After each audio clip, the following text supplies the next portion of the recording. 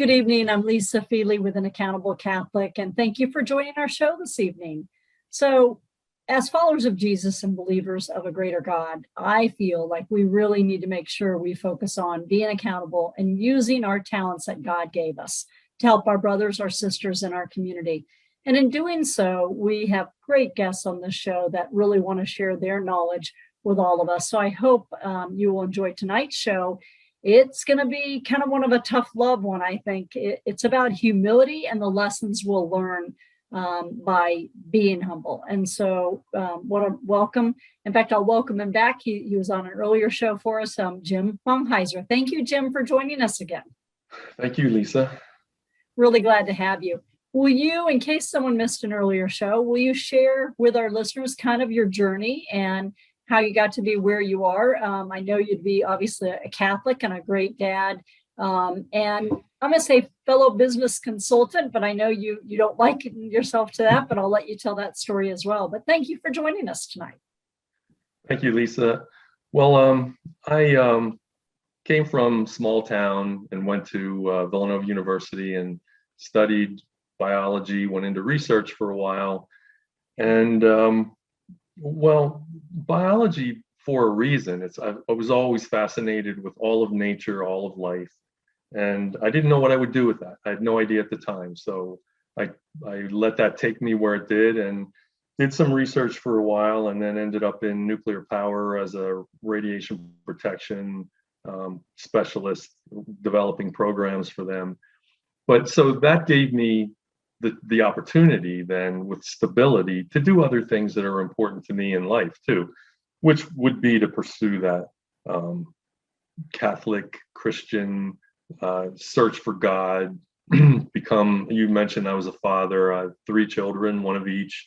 They hate when I say that. So now, and all the way from Pennsylvania, right? So you're joining us all the way from Pennsylvania, near Philadelphia now. Yes. So lots of life experiences. If you pay attention, there's lots of things to learn as you get older. So that's where I'm at now.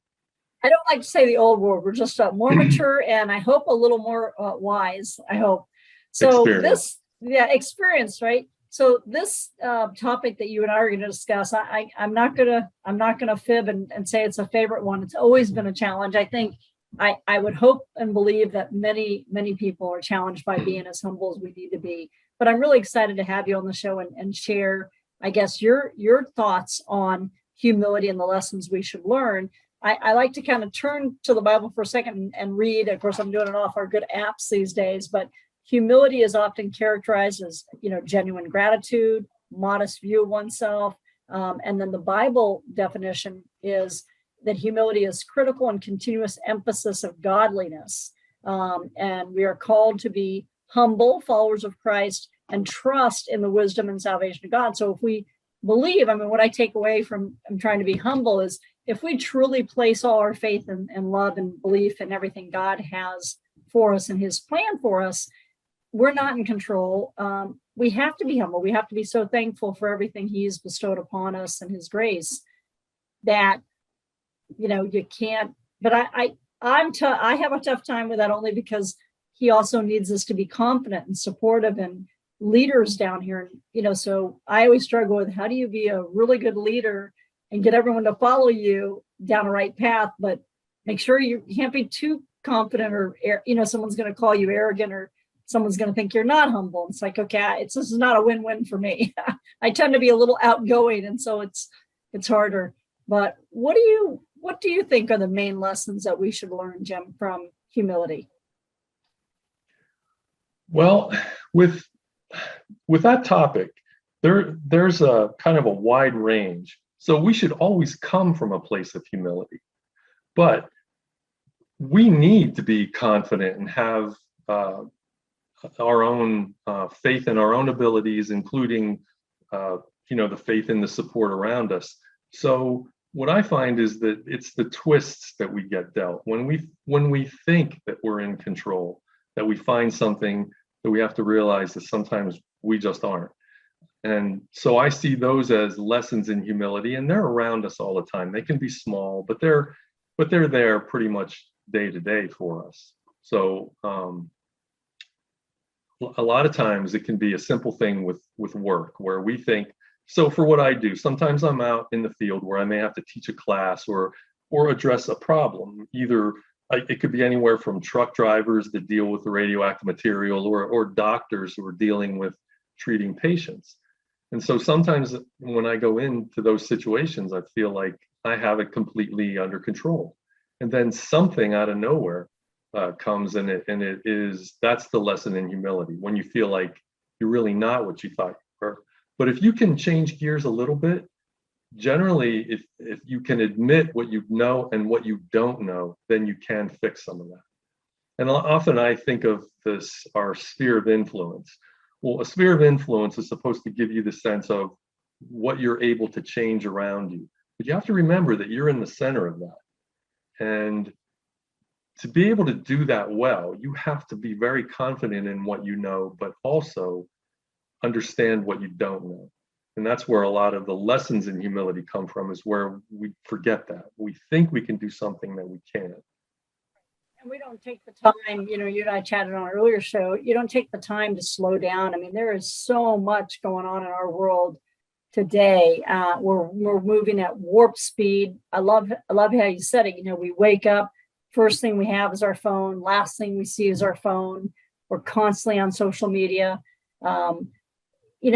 Sometimes I think a lot of people don't leave room for God at all to be much less than trying to be humble and, slow down. How do you think, in your mind, does humility tie into making sure you're also, I guess, have moral values, be a moral Christian leader? I mean, I guess in this show, we're trying to also help people with lessons of moral leadership and accountability as Catholics and as Christians.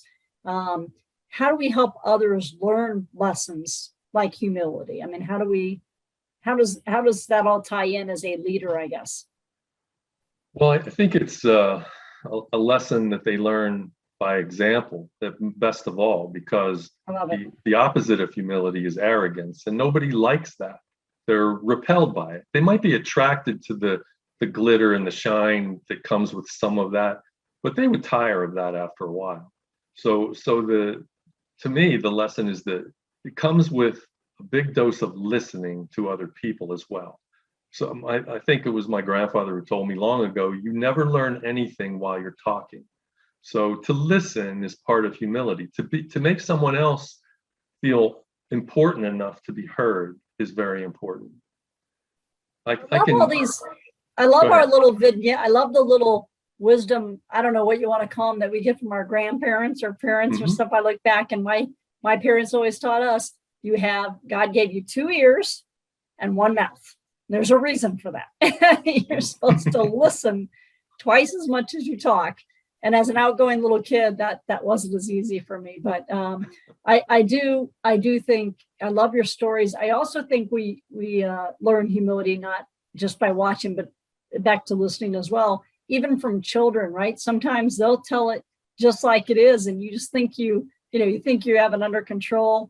I found myself, when I was a young mom, I really wanted my kids to, it was terrible, probably be perfect in their grammar and stuff. And I remember teaching one time, I kept trying to teach them that it's, you say Susie and I, or John and I, or whatever, Jim and I are going somewhere, not me and or Jim and me or whatever. And so I'll never forget, one of my daughters came in. She was probably 5.5 or 6. And I guess I had been, harping to teach them this lesson, because you've got to get all this right.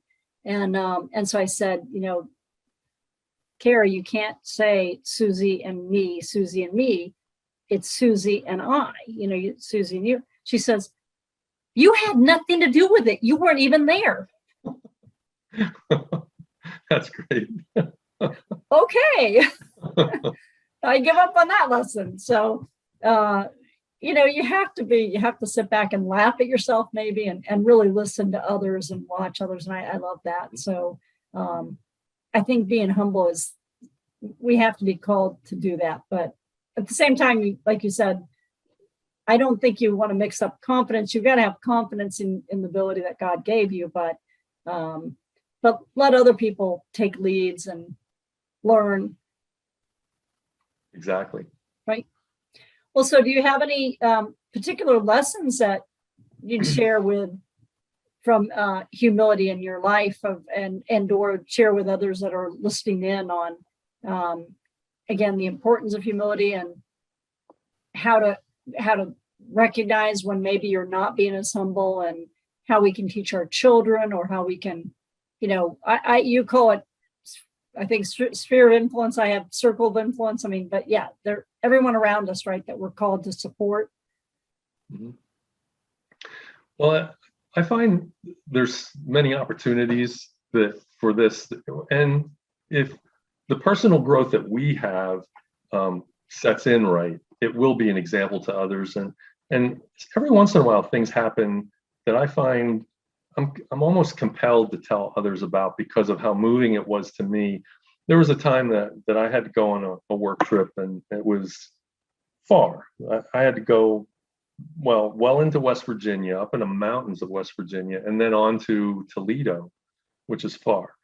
But up in the mountain of West Virginia, I got to this work site, and there was a trailer with one woman in it. And I hadn't seen that ever before. And I got out and I went in and I said hello. And the next thing out of my mouth was, "Who are we praying for today?" Now, I don't know this person. I don't even know why I said that, because that's not the way I would normally meet somebody. And that seems a little presumptuous. Well, she started to cry.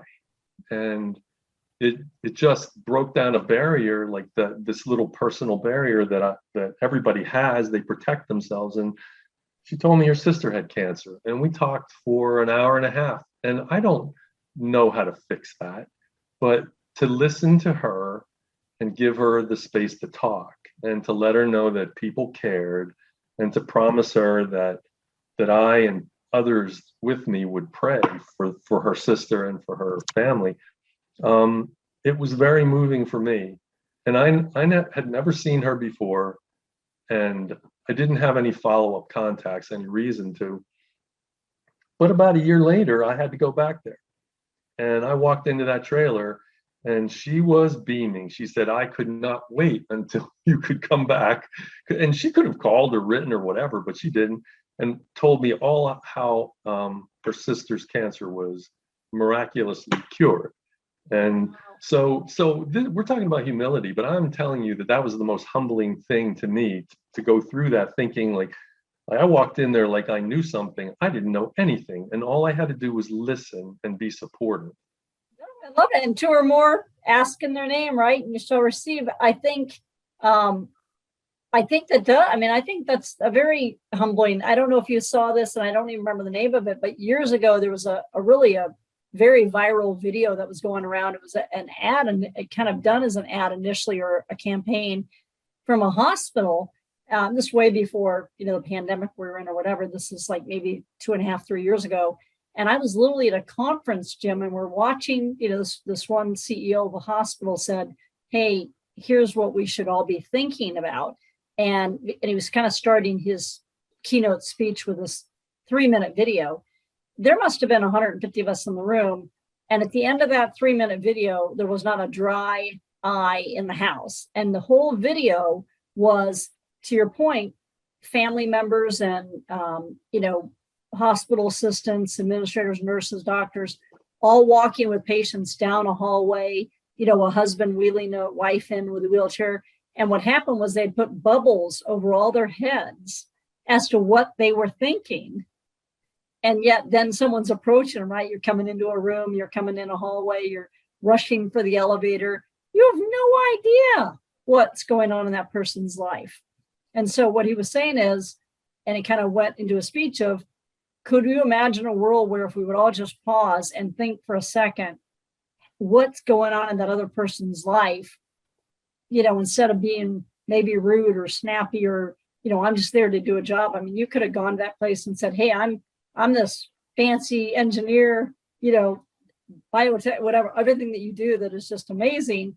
I'm here to get this done, do this, this, this, and this, and here's what we need to do."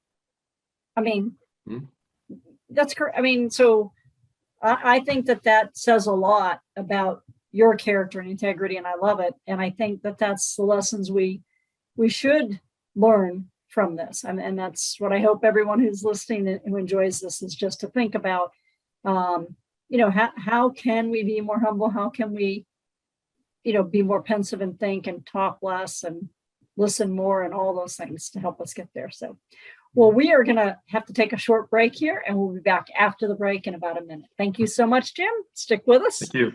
Carolina Catholic Radio is excited to announce an alliance with Lisa Feely, author of An Accountable American. Her new book offers a blueprint to every person who wants to embrace how to be accountable. Learn how positively to impact your life and the lives of anyone around you. 50% of the book profits will be donated to a local 501c3 Catholic charity, including Carolina Catholic Radio and those affiliated with us. 2020 was a tough year for many people. Consider donating to charity by buying a copy of An Accountable American, just $20 on our website. Achieving accountability is a great way to start the new year. If you want to learn how to achieve enlightenment, peace, and prosperity, this is a great start. Now back to An Accountable Catholic Radio show. Hi, Lisa Feely, and we're back again after break. So thank you, Jim.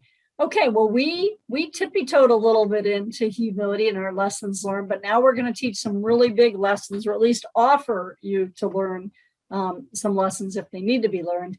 So I want to talk about how I think you do have to be a little humble, that you don't know it all and you don't know all the facts. And we know as Catholics and as followers of Jesus, there are some really objective truths. I mean, there's truths that we should be helping others better understand. But Jim, what do you do when you can't get anybody to listen because they're very emotional and they already know all their facts, or they don't want to pay attention? So we're going to talk about the topic in regards to this. Where am I going? Pro-life. So if you're pro-life and you're a Catholic or you're a Christian, you have to be pro-life. You really do. You can't sit here and ignore the fact that, I don't know, it's a terrible number, 60 million babies that have not been able to be born like God wanted, I think. So how does humility also fit into, sit down, especially with loved ones? I see so many families divided now, Jim. So many parents come to me all the time, honestly, when I'm traveling, when I wrote my book, and said, oh, I wished I could sit down with my 25-year-old or my 30-year-old and have the discussion of that is just not the best way to discuss this, because they're just too emotional and angry and divided, and so they just leave. Yes, and that's what I see. I do spend a fair amount of my free time and resources working in the pro-life area. Wow. And it's interesting because it is sort of a third rail. And in our culture today, we're sort of guilted into accepting a lot of extreme positions on things. And this is one where I believe we can't really compromise on something like this. That doesn't mean that we can't communicate about it, but it has to be done in a certain way to reach people without compromise. That's the difference. That's the problem, because we can't compromise on whether it's right or wrong. At the same time, coming from a place of humility, we can try to respectfully educate people or counsel people. The centers that I work with a lot of women's centers to help provide ultrasound machines. And I'm amazed at some of what these people do. They're the people who get out of bed every day, throw their legs over the side and go out and do God's work, saving babies. But it's not enough just to save the life. You have to save the family. So it's a family thing. So when I have to have a discussion with someone who's pro-abortion, they don't say they're pro-abortion. They say they're for women's rights. Well, how can we have that discussion? If we respectfully and with humility can discuss it with them, can they have that discussion if we include the fact that this is not the woman's body we're talking about? There's a defined space between them, that person is unique, genetically unique. There's no crossover there. So we can have discussions, but they have to be able to be willing, if we're humble enough, be willing to listen to the truths. And like you said, some things are truths that we have to discuss. We can't, how long can we look past something like that where we're allowing 900,000 plus abortions a year in the United States? And we're paying for them. Those of us who strongly disagree have to pay for them because they're funding Planned Parenthood that performs more than a third of those. So here I go. I'm rolling away from all my humility and getting all full of myself in my cause. But I know how important it is when talking to others to do it from facts. I love how you said that. And that's, again, that's the part, like I said at the beginning of this, that I'll struggle with as well, because when I wrote my book, I did 450 hours research to have the facts. And then you line those facts up with God's truth, right? God's truth is God's truth. So, I mean, the struggle I have is we all need to be more humble. We need to remain calmer. And I think we have to do this from a place of logic and love. I like to say that, logic and love. If you love the person, if you care about the person, if you have their back, no matter what, you're in this, you're their friends, or it's a circle of influence, it's a child, right? And you're trying to talk with them about something important, we have to all be willing to listen and talk and hear the truth. But again, if you're Catholic or Christian, there is only one truth. You don't get to make up your own truth, So to your point, when someone says, well, it's women's rights, no, that baby is the baby. I mean, that is a baby inside that God created for a purpose on this earth. And I just, can we all slow down, calm down? And I do think you've got to be humble to hear each person out, but you have to be working with the same foundation that there are only one set of facts. And there's only one real truth if you claim that you're a follower of Jesus, I guess. I don't, yeah, I have a struggle without getting political. I have a struggle when you have an entire country being run by someone who claims to be very Catholic and yet allows some of the stuff to happen that is happening in our country right now that is complete antithesis of Catholicism. True. But, and if we come from a place of arrogance, then that puts us in a position where we would be condemning people involved with abortion. If we come from a place of humility, then we would put our energies into educating, like we said, a respectful education, and also counseling, because these people are truly broken that go through this, and not just the women, but the men too. When they go through that process, that I've been reading a lot lately about what men go through, fathers who have lost babies this way, it puts a terrible spin on the family for them, for their future, right, forever. And that's the other thing, is that so tying back in accountability, which I associate with you now all the time. When I see the word, I think of Lisa. But thank you. So accountability. So why is this even an issue? If people are accountable, what I always told my children growing up is you can't do things for which you can't accept the consequences. You have Exactly. to be prepared. So are we so selfish and maybe arrogant that we can't prevent things like that from happening? Or we can't live with consequences, so we just change it. Like, we can do something so drastic to change the consequence that it's inhuman. It's just hard for me to understand. No, 1,000,000% agree. I love how you said that, because if you can be humble, I mean, I think that's a base foundation of also being accountable, because if you're not humble and you just think, oh, I can handle anything I want, I can do anything I want, I can go out and, I can go out and kill someone. No one cares. I can do this. I can do that. That's not humble. That's not humble. That's thinking that you're doing anything that you want to do, and it's only for you. You don't care about anybody else. And that's, to me, there's no difference in that and taking a baby's life. I mean, I'm sorry. I don't get the difference. So if you're not going to just allow me to go out and do whatever I want, whenever I want, which that's not a humble person. I mean, I don't know. It doesn't work. It's oil and water to me.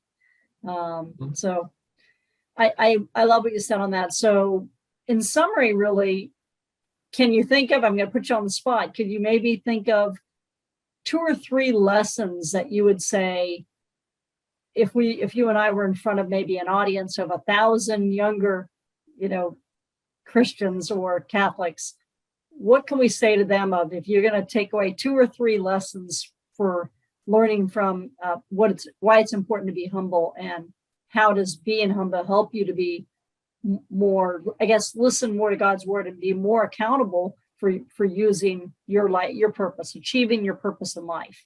What would you say those are, Jim? Well, I think that when you go back to your faith, hope, and charity, that if you look at humility tied to those, there really is. To have enough humility to have faith. Faith says that you can't do everything, that you have to depend on God for everything, for giving us, for granting us, first of all, life, which is sacred to us, but also even the authority that's held over us through our governments, that all things come from God. So I kind of went too far around in a circle there and lost myself. But a lesson in humility, I think, starts with our relationship with God through faith, hope, and charity. That's a start, and maybe you can embellish that a little bit. I don't know. I love it. So I mean, I heard you said earlier also that we need to listen, right? We need to listen with the ability to help someone, but we have to kind of know where they're coming from first, and to educate them. So I think, again, if we'll slow down, I think the more noise we have around us also does not allow us to make time for being humble, right? Because you're looking at all these things on the radio and mainstream media, and they just tell us we're perfect, don't they, Jim? I mean, I'm just perfect. I don't like this, I'm going to change this. I don't like the way something looks, I'm just going to, go pay someone to change it for me. It's so I think if I could summarize kind of what I heard you say, it's, starts with God. I agree. It starts with having faith, grace, listen, slow down, and do it from a point of love too, right? When you're talking with someone, to try to educate them, but it can't be for, I'm smarter than you. That's opposite of humility. I'm going to tell you what to do because you're wrong. That's not going to work. I can add one thing to that. I've always told my children this, to be humble and show that you care about people. Sometimes you need to ask questions. And so even in this, if you ask the right questions, you can make people think. Rather than tell them the answers, you ask the right questions, and it's very helpful. I love it. You're going to make everything be able to come back to being a master black belt, because one of the best tools we use is 5 why. I'm sure you've heard of the tool and what you do. It's asking why 5 times so that the person answering the question can really think about what's the real foundation of what we're trying to do, right? And are we using or seeing or doing something ambiguous? And for Lean Six Sigma, it's ambiguous data, right? If we're not getting to the crux of the matter, and that's the same in life. I really think it is. If you ask questions, slow down, we can be more humble. I think those are great lessons to learn in humility. So I hope everyone learned some good lessons for tonight's show. Loved having you, Jim, all the way again from Pennsylvania. You'll have to come visit us here in Charlotte one day. Would love to. Well, welcome again for everybody to join us at our next show, next Thursday night, 5:00. Thank you to all of you listening tonight. This is Lisa Feely, kind of signing off this show as your host of Accountable Catholic. Thank you, Jim, again. God bless. Everybody go have a good week.